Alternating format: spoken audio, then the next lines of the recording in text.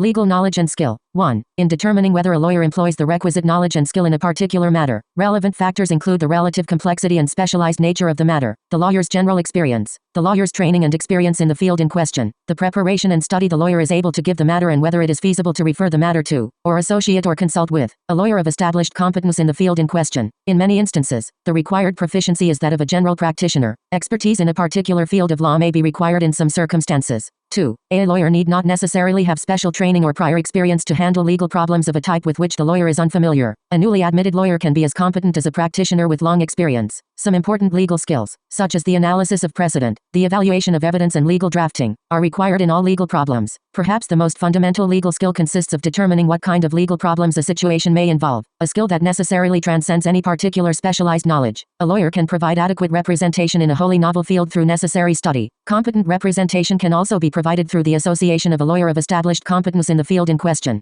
3. In an emergency, a lawyer may give advice or assistance in a matter in which the lawyer does not have the skill ordinarily required, where referral to or consultation or association with another lawyer would be impractical. Even in an emergency, however, assistance should be limited to that reasonably necessary in the circumstances, for ill-considered action under emergency conditions can jeopardize the client's interest. 4. A lawyer may accept representation where the requisite level of competence can be achieved by reasonable preparation. This applies as well to a lawyer who is appointed as counsel for an unrepresented person. See also Rule 6.2. Thoroughness and preparation. 5. Competent handling of a particular matter includes inquiry into and analysis of the factual and legal elements of the problem, and use of methods and procedures meeting the standards of competent practitioners. It also includes adequate preparation. The required attention and preparation are determined in part by what is at stake. Major litigation and complex transactions ordinarily require more extensive treatment than matters of lesser complexity and consequence. An agreement between the lawyer and the client regarding the scope of the representation may limit the matters for which the lawyer is responsible. See Rule 1.2. C. Retaining or contracting with other lawyers. 6. Before a lawyer retains or contracts with other lawyers outside the lawyer's own firm to provide or assist in the provision of legal services to a client, the lawyer should ordinarily obtain informed consent from the client and must reasonably believe that the other lawyer's services will contribute to the competent and ethical representation of the client. See also Rules 1.2 Allocation of authority, 1.4 Communication with client, 1.5 e. Fee sharing, 1.6